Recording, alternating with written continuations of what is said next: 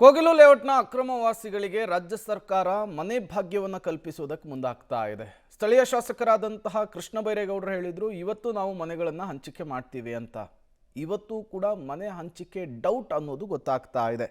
ಯಾಕಾಗಿ ಅನ್ನೋದರ ಡೀಟೇಲ್ಸನ್ನು ನಿಮ್ಮ ಮುಂದೆ ಇಡ್ತಾ ಹೋಗ್ತೀವಿ. ಇನ್ನೂ ವಸತಿ ಇಲಾಖೆಗೆ ಅರ್ಹರ ಲೀಸ್ಟೇ ರವಾನೆ ಆಗಿಲ್ವಂತೆ. ಆದರೆ ಇದುವರೆಗೂ ವಸತಿ ಇಲಾಖೆಗೆ ಲೀಸ್ಟ್ ಬಂದಿಲ್ಲ. 37 ಮನೆಗಳ ವಿವರವನ್ನು ಮೊದಲ ಹಂತದಲ್ಲಿ ಪರಿಶೀಲನೆ ಮಾಡಿ ಅದಾದ ಬಳಿಕ ಲೀಸ್ಟ್ ರವಾನೆ ಮಾಡ್ತೇವೆ ಅಂತ ಹೇಳಿದರು. ಅಂತಿಮವಾಗಿ ಶಾಸಕರ ಸಹಿ ಇರುವಂತಹ ಶಿಫಾರಸು ಪತ್ರವೂ ಕೂಡ ರವಾನೆ ಆಗಬೇಕು. ಅದು ಕೂಡ ಇನ್ನೂ ಆಗಿಲ್ವಂತೆ. ಆದರೆ ಇದುವರೆಗೂ ಯಾವ ಲೀಸ್ಟ್ ಕೂಡ ಇಲಾಖೆಗೆ ಬಂದಿಲ್ಲ. ಇವತ್ತು ಸಚಿವ ಸಂಪುಟ ಸಭೆ ಇದ್ದು ಸಭೆಯಲ್ಲಿ ಇದು ವಿಚಾರ ನಿರ್ಧಾರವಾಗುತ್ತಂತೆ. ಸಚಿವ ಸಂಪುಟ ಸಭೆಯಲ್ಲಿ ಸಿಎಂಗೆ ಮನೆಗಳ ಲೀಸ್ಟನ್ನು ಕೊಟ್ಟು ಸಂಪುಟದಲ್ಲಿ ಒಪ್ಪಿಗೆಯನ್ನು ಪಡೆದು ಮನೆ ಹಂಚಿಕೆಯನ್ನು ಮಾಡ್ತಾರೆ ಅಂತ ಹೇಳಲಾಗ್ತಿದೆ. ಇವತ್ತು ಸಂಜೆ ಅಥವಾ ನಾಳೆ ಆದರೂ ಗೃಹ ಭಾಗ್ಯ ಸಿಗುತ್ತಾ ಅಕ್ರಮವಾಸಿಗಳಿಗೆ? ಸಚಿವ ಸಂಪುಟದಲ್ಲಿ ಈ ವಿಚಾರಕ್ಕೆ ಏನು ನಿರ್ಧಾರ ಆಗುತ್ತೆ ಕಾದು ನೋಡಬೇಕಿದೆ.